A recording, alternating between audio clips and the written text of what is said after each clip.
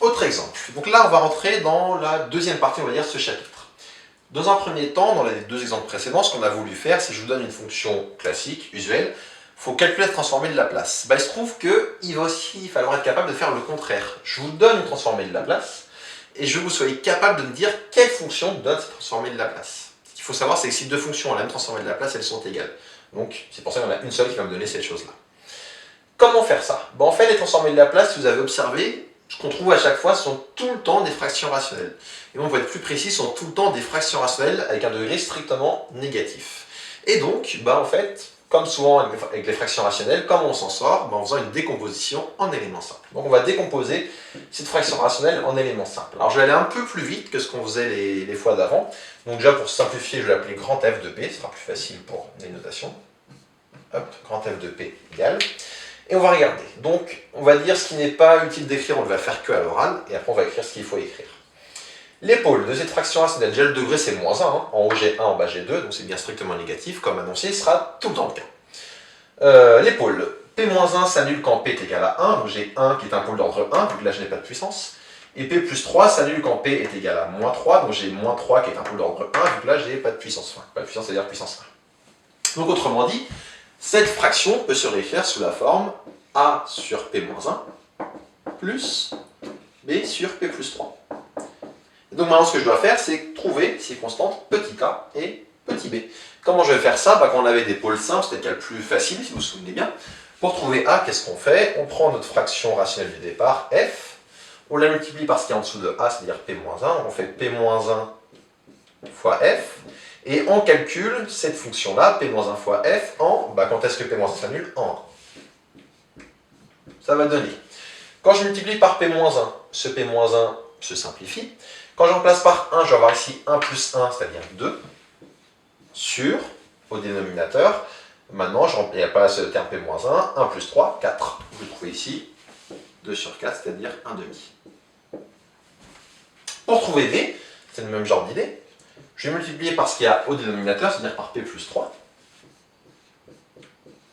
Donc P plus 3 fois F. Et je vais calculer en, quand est-ce que ça annule P plus 3? P plus 3 s'annule en moins 3. Et donc qu'est-ce que ça va donner? Au numérateur, P plus 1, je remplace par moins 3, ça va donner moins 3 plus 1, donc moins 2. Sur, au dénominateur, quand j'ai multiplié par P plus 3, ce terme disparaît. Et je vais avoir ici moins 3 moins 1, c'est-à-dire moins 4.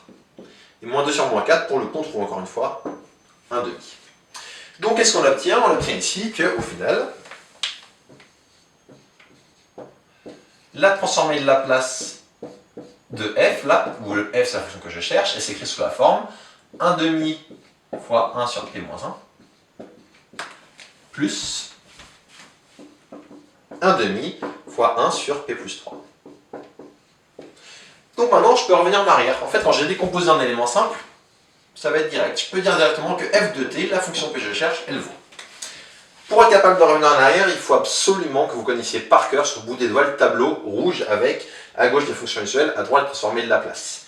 Il faut le connaître par cœur suffisamment bien pour être capable de le connaître de la gauche vers la droite, mais aussi de la droite vers la gauche. C'est ce qu'on va faire ici. On va aller de la colonne de droite vers la colonne de gauche.